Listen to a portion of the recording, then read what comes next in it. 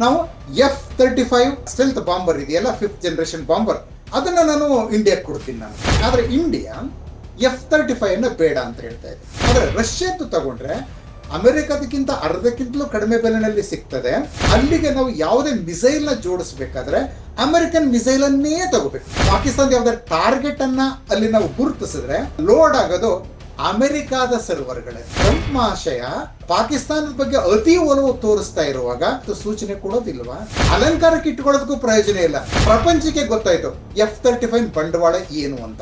ಇದೆಲ್ಲ ಟ್ರಂಪ್ ಅವ್ರನ್ನ ಹುಚ್ಚೆಪ್ಪಿಸ್ಬಿಟ್ಟಿದೆ. F-35 ತಗೊಂಡು ಏನ್ ಪ್ರಯೋಜನ? ಊಟಕ್ಕಿಲ್ಲದ ಉಪ್ಪಿನಕಾಯಿ ಅದು. ಇನ್ಫ್ಯಾಕ್ಟ್ ಏನಾಗಿದೆ, ಟ್ಯಾರಿಫ್ ಇಂದಲೂ ನಮಗೇನು ತೊಂದರೆ ಆಗೋದಿಲ್ಲ. ಅನಂತರ ಆಕ್ಚುಲಿ ಏನದು, ಅದು ಪುತಿನ್ ಅವರನ್ನ ಟ್ರಂಪ್ ತನ್ನ ಮಾತು ಕೇಳೋದಿಲ್ಲ ಅಂತ ಹೇಳಿ ಅವರನ್ನ ವಿರೋಧಿ ಅಂತ ತಗೊಂಡ ನಂತರ ಏನಾದ್ರು ಆಕ್ಚುಲಿ ಆ ಟ್ರಂಪ್ ಜೊತೆ ರಷ್ಯಾ ಜೊತೆನಲ್ಲಿ ಇಂಡಿಯಾದ ಆಯಿಲ್ ಡೀಲ್ ಅನ್ನ ಬಹಳ ದೊಡ್ಡದೊಂದು ಇಶ್ಯೂ ಮಾಡಿಬಿಟ್ರು. ಕಳೆದ ವರ್ಷ ಇಂಡಿಯಾ ರಷ್ಯಾ ಆಯಿಲ್ ಡೀಲ್ ಬಗ್ಗೆ ಏನು ಮಾತಾಡ್ತಾನೆ ಇರಲಿಲ್ಲ. ಮತ್ತೆ ಈಗ ಹತಾಶೆಗೆ ಕಾರಣ, ಮುಖ್ಯವಾಗಿ ಹತಾಶೆಗೊಳ್ತಾ ಅದಕ್ಕೆ ಏನು ಕಾರಣ ಅಂತ ಹೇಳಿದ್ರೆ, ಇಂಡಿಯಾ ಅಮೆರಿಕಾದ ಒಂದು ಗ್ಲೋಬಲ್ ಸೂಪ್ರಿಮೇಸಿಯನ್ನು ಡಿಫೈ ಮಾಡ್ತಾ ಇದೆ ಅಂತಲ್ಲ.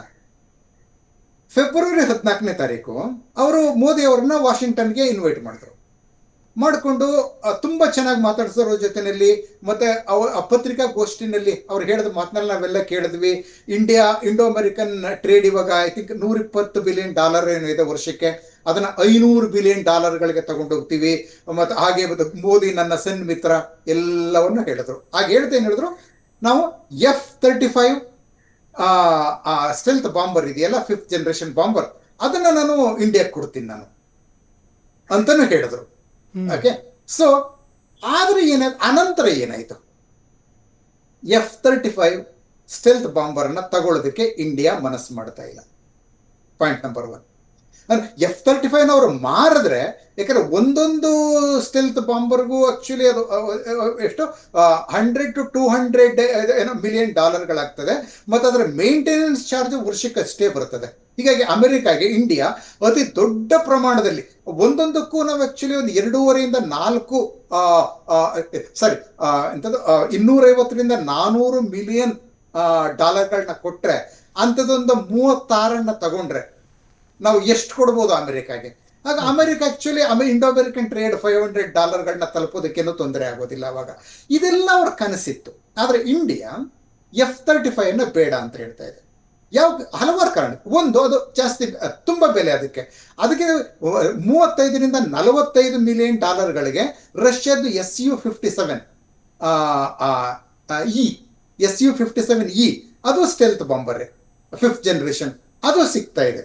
ಮತ್ತೆ ಅದರ ಮೇಂಟೆನೆನ್ಸ್ ಜಾಸ್ತಿ ಆಗೋದಿಲ್ಲ. ಯಾಕಂದ್ರೆ ಮೇಂಟೆನೆನ್ಸ್ಗೆ ಬೇಕಾದ ವ್ಯವಸ್ಥೆಯನ್ನ ಇಂಡಿಯಾದಲ್ಲೇ ಮಾಡೋದಕ್ಕೆ ರಷ್ಯಾ ಒಪ್ಕೊಳ್ತಾ ಇದೆ. ಈಗ F-35 ಅದನ್ನ ತಗೊಂಡ್ರೆ ನಾವು ಏನಾಗಿದೆ ಆಕ್ಚುಲಿ, ಆಗ ಮೇಂಟೆನೆನ್ಸ್ ಬೇಕಾದ್ರೆ ಅಮೆರಿಕಾದಿಂದಲೇ ಬರಬೇಕು, ಅಮೆರಿಕನ್ಸ್ ಇದ್ದುಕೊಂಡು ಅದನ್ನ ಮಾಡಬೇಕು, ಎಲ್ಲವೂ ಅಮೆರಿಕಾದಿಂದನೇ ಬರಬೇಕು. So we have to pay ಒಂದೊಂದು ಮೇಂಟೆನೆನ್ಸ್ಗೂ ಮತ್ತೆ ಅನದರ್ $100 ಮಿಲಿಯನ್ ಕೊಡ್ತಾ ಹೋಗ್ಬೇಕು ನಾವು. ಆದ್ರೆ ರಷ್ಯಾದ್ದು ತಗೊಂಡ್ರೆ ಅಮೆರಿಕದಕ್ಕಿಂತ ಅರ್ಧಕ್ಕಿಂತಲೂ ಕಡಿಮೆ ಬೆಲೆನಲ್ಲಿ ಸಿಗ್ತದೆ. ಮತ್ತೆ ಮೇಂಟೆನೆನ್ಸ್ಗೆ ಇಂಡಿಯಾದಲ್ಲೇ ವ್ಯವಸ್ಥೆ ಮಾಡಿಕೊಡ್ತದೆ ರಷ್ಯಾ. ಹೀಗಾಗಿ ನಾವು ಕಡಿಮೆ ಖರ್ಚಂದು ಆಯ್ತಾ. ಮತ್ತೆ ಇನ್ನೊಂದು, F-35 ಮತ್ತೊಂದು ದೊಡ್ಡ ತೊಂದರೆ ಇಂಡಿಯಾ ಹೇಳಿದ್ದೇನು ಅಂತ ಹೇಳಿದ್ರೆ, ಆಕ್ಚುಲಿ F-35 ಅದು ಅಮೆರಿಕ ಸೋರ್ಸ್ ಕೋಡ್ ಕೊಡೋದಿಲ್ಲ. ಸೋರ್ಸ್ ಕೋಡ್ ಕೊಡೋದಿಲ್ಲ ಅಂತ ಹೇಳಿದ್ರೆ ನಾವು ಅಲ್ಲಿಗೆ ಯಾವುದೇ ಮಿಸೈಲ್ ನ ಜೋಡಿಸ್ಬೇಕಾದ್ರೆ ಅಮೆರಿಕನ್ ಮಿಸೈಲ್ ಅನ್ನೇ ತಗೋಬೇಕು. ಒಂದು F-35 ನಾವು ಉಪಯೋಗಿಸಬೇಕಾದ್ರೆ ಅಮೆರಿಕನ್ ಮಿಸೈಲ್ಗಳನ್ನೇ ಕೊಂಡುಕೊಂಡು ಜೋಡಿಸ್ಕೋಬೇಕು. ನಾವು ನಮ್ಮದೇ ಮಿಸೈಲ್ಗಳನ್ನ ಅಥವಾ ಫ್ರಾನ್ಸ್ ಇಂದ ಬಂದಿರೋ ಮೀಟಿಯೋರ್ ಮಿಸೈಲ್ಗಳನ್ನ ಅಥವಾ ನಮ್ದೇ ಬ್ರಾಹ್ಮೋಸ್ ಅನ್ನ ನಾವು ಜೋಡಿಸೋದಕ್ಕಾಗೋದಿಲ್ಲ. ಅಂದ್ರೆ ಆಗ ಮಿಸೈಲ್ ಮೇಲೂ ಅಮೆರಿಕದ ಮೇಲೆ ಡಿಪೆಂಡ್ ಆಗ್ಬೇಕಾಗ್ತದೆ.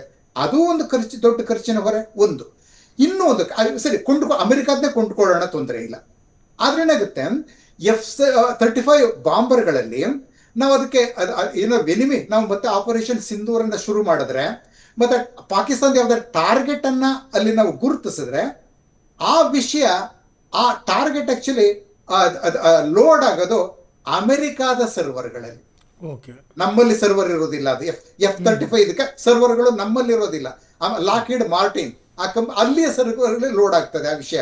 ಅಂದ್ರೆ ಆಗೇನಾಗಿದೆ, ನಾವು ಈ F-35 ಎಲ್ಲಿಗೆ ಹೊರಟಿದೆ, ಯಾವ ಕಡೆಗೆ, ಯಾವುದು ಅದರ ಗುರಿ, ನೂರ್ಖಾನ್ ಏರ್ ಬೇಸ ಅಥವಾ ಕಹೂತಾನ ಅಥವಾ ಸರ್ಗೋದನ ಅಂತ ಆಕ್ಚುಲಿ ಅಮೆರಿಕಾಗೆ ತಕ್ಷಣ ಗೊತ್ತಾಗೋಗ್ಬಿಡ್ತದೆ. ಈಗಂತೂ ಟ್ರಂಪ್ ಮಹಾಶಯ ಅಮೆರಿಕ ಪಾಕಿಸ್ತಾನದ ಬಗ್ಗೆ ಅತಿ ಒಲವು ತೋರಿಸ್ತಾ ಇರುವಾಗ ಇಂಡಿಯಾದ F-35 ಬರ್ತಾ ಇದೆ ನಿಮ್ ಕಡೆಗೆ ಅಂತ ಸೂಚನೆ ಕೊಡೋದಿಲ್ವಾ?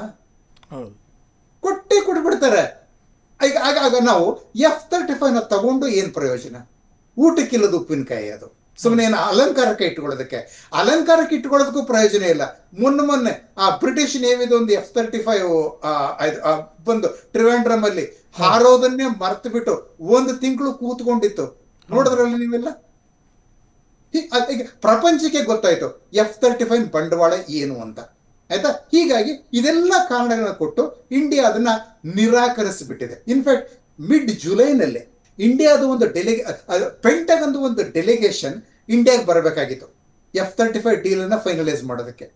ಆದ್ರೆ ಇಂಡಿಯಾ ಹೇಳ್ತು ಆ ಡೆಲಿಗೇಷನ್ ಬರಬೇಕಾಗಿಲ್ಲ, ನಮ್ಗೆ F-35 ಬೇಡ ಅಂತ. ಓಕೆ, ಮತ್ತೆ ಸುದ್ದಿ ಬರ್ತಾ ಇದೆ ಈಗ Su-57 ಅದನ್ನ ಕೊಂಡ್ಕೊಳ್ಳೋದಕ್ಕೆ ಇಂಡಿಯಾ ಮನಸ್ಸು ಮಾಡಿದೆ. ನಮ್ಮ ನ್ಯಾಷನಲ್ ಸೆಕ್ಯೂರಿಟಿ ಅಡ್ವೈಸರ್ ಅಜಿತ್ ಡೋವಲ್ ಅವರು ಮಾಸ್ಕೋಗೆ ಭೇಟಿ ಕೊಡ್ತಾ ಇದ್ದಾರೆ. ಬಹುಶಃ ಈ ಡೀಲ್ ಅನ್ನ ಫೈನಲೈಸ್ ಮಾಡೋದಕ್ಕೆ ಜೊತೆಲಿ ನಮಗೆ ಇನ್ನಷ್ಟು S-400 ಏರಿಯಲ್ ಡಿಫೆನ್ಸ್ ಸಿಸ್ಟಮ್ ಬೇಕು ಅಂತ.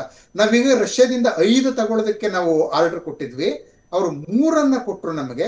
ಇನ್ನೆರಡನ್ನ ಯಾಕೆ ಕೊಡೋಕ್ಕಾಗಲಿಲ್ಲ ಅಂತ ಹೇಳಿದ್ರೆ ಯುಕ್ರೇನ್ ಯುದ್ಧ ಶುರು ಆಗೋಯ್ತಲ್ಲ, ಆ ಕಾರಣದಿಂದಾಗಿ ಏನಾಗಿದೆ ಅವರಲ್ಲೇ ಸ್ವಲ್ಪ ಉತ್ಪಾದನೆ ಕಡಿಮೆ ಆಗೋಯ್ತು. ಆರ್ಮ್ಸ್ ಅಂಡ್ ಅಮ್ಯುನಿಷನ್ಸ್ ಅದು ಉತ್ಪಾದನೆ ಮಾಡೋದು ಅವರಿಗೆ ಬೇಕಾಯ್ತು. ಹೀಗಾಗಿ 2 ಕೊಟ್ಟಿಲ್ಲ. ಸದ್ಯದಲ್ಲೇ ಕೊಡ್ತಾರೆ ಅವರು, ಆಯ್ತಾ? ಸದ್ಯದಲ್ಲೇ ಕೊಡ್ತಾರೆ. ಇನ್ಫ್ಯಾಕ್ಟ್ ಆಕ್ಚುಲಿ ಅದರಿಂದ ಏನಾಯ್ತು ಗೊತ್ತಾ, ರಷ್ಯಾದಿಂದ ನಾವು ನಮ್ಮ 64% ಅಮ್ಯುನಿಷನ್ಸ್ ಬರ್ತಾ ಇದ್ದು 2023 ವರೆಗೂ ರಷ್ಯಾದಿಂದ. ಆದ್ರೆ 24 ಬಂದಾಗ ರಷ್ಯಾದಿಂದ ಅಂದ್ರೆ ಅವರದ್ದೇ ಕಾರಣದಿಂದ ಅವರು ಸಪ್ಲೈ ಮಾಡೋದು ಕಡಿಮೆ ಆಗೋಯ್ತಲ್ಲ, America has become the number 1 arms and ammunition supplier to India. ಅಮೆರಿಕದಿಂದ ಏನೇನ ಹೆಲಿಕಾಪ್ಟರ್ಗಳನ್ನ ತಗೋತಾ ಇದೆ, ಬೇರೆ ಬೇರೆ ವಿಷಯ ತುಂಬಾ ತಗೋತಾ ಇದೆ ಇಂಡಿಯಾ. ಹೀಗಾಗಿ ಅಮೆರಿಕನ್ ನಂಬರ್ 1 ಸಪ್ಲೈಯರ್ ಆಗಿದೆ. ಆದ್ರೂ ಸಹ ಟ್ರಂಪ್ಗೆ ತೃಪ್ತಿ ಆಗ್ತಾ ಇಲ್ಲ. F-35 ಅನ್ನು ತಗೋಬೇಕಾಗ್ತಾ ಇತ್ತು, ಮತ್ತೆ ಬೇರೆ ಬೇರೆ ತಗೊಂಡು ನಮ್ಮ ವಾರ್ಷಿಕ ಟ್ರೇಡ್ $500 ಬಿಲಿಯನ್ ತಲುಪಬೇಕು, ಅಮೆರಿಕಾಗೆ ಜಾಸ್ತಿ ಲಾಭ ಆಗಬೇಕು ಅನ್ನೋದು ಇತ್ತು. ಆದ್ರೆ ಇಂಡಿಯಾ ಹೇಳ್ತು F-35 ನಾವು ಬೇಡ ಅಂತ. ಮತ್ತೆ S-400 ಇನ್ನೂ ಬೇಕಾಗಿದೆ ನಮಗೆ. ಈಗಿರೋ ಇನ್ನೂ 2 ಬರಬೇಕಾಗಿದೆ. ಅದ್ರ ಜೊತೆಯಲ್ಲಿ ಮತ್ತಷ್ಟು ಇಂಡಿಯಾ ಆರ್ಡರ್ ಮಾಡ್ತಾ ಇದೆ. ಯಾಕಂದ್ರೆ ಆಪರೇಷನ್ ಸಿಂಧೂರ್ನಲ್ಲಿ S-400 ಎಷ್ಟು ಯಶಸ್ವಿಯಾಗಿ ಕೆಲಸ ಮಾಡಿತು. ಪಾಕಿಸ್ತಾನದ ಇವನ್ ಫತೇಹ್-1 ಡೆಲ್ಲಿ ಕಡೆ ಬರ್ತಾ ಇತ್ತಲ್ಲ, ಆ ಮಿಸೈಲ್ ಸಹ ನಮ್ಮ S-400 ನಾವು ರಷ್ಯಾದಿಂದ ತಗೊಂಡಿರ್ತ S-400 ಮಿಸೈಲ್ ಡಿಫೆನ್ಸ್ ಸಿಸ್ಟಮ್ ಹೊಡೆದುರುಳಿಸ್ತು. ಅಷ್ಟೇ ಅಲ್ಲ, ಪಾಕಿಸ್ತಾನಿ ಏರ್ ಫೋರ್ಸ್ ನಲ್ಲಿ ಬಾರ್ಡರ್ ಇಂದ 315 ಕಿಲೋಮೀಟರ್ ಒಳಗಡೆ ಹಾರ್ತಾ ಇದ್ದಂತ ಒಂದು ಚೈನೀಸ್ ಅವಾಕ್ಸ್ ವಿಮಾನವನ್ನು ಸಹ ನಮ್ಮ S-400 ಹೊಡೆದುರುಳಿಸ್ತು. In fact actually enemy territory airspace ಒಳಗಡೆ ಅಷ್ಟು ದೂರಕ್ಕೆ ಹೋಗಿ ಯಾರಾದ್ರೂ ಒಂದು ವಿಮಾನವನ್ನ ಹೊಡೆದು ಉರುಳಿಸಿದ್ರೆ ಅದು ಇಂಡಿಯಾ ಮಾತ್ರ, ಇಂಡಿಯಾದ S-400 ಮಾತ್ರ, ರಷ್ಯಾ ಕೊಟ್ಟಿರೋ S-400 ಮಾತ್ರ. ಹೀಗೆ ಅಂಥದ್ದೇ ನಾವು ಇನ್ನಷ್ಟು ಬೇಕಾಗಿದೆ. ಆಯ್ತಾ? ಇದೆಲ್ಲ ಟ್ರಂಪ್ ಅವ್ರನ್ನ ಹುಚ್ಚೆಪ್ಪಿಸ್ಬಿಟ್ಟಿದೆ. ಈ ಕಾರಣಕ್ಕೆ ಅವರು ಇಂಡಿಯಾ ಬಗ್ಗೆ ಒಂದಲ್ಲ ಒಂದು ಇವಂತ ಅನಾಪ್ಷನ್ ಆಫ್ ಬಾತೆ ಅಂತ ಹೇಳ್ತಾರಲ್ಲ, ಅಂದ್ರೆ ಅರ್ಥಹೀನ ಹೇಳಿಕೆಗಳನ್ನ ಅವರು ಕೊಡ್ತಾ ಇರೋದು. ಆಯ್ತಾ?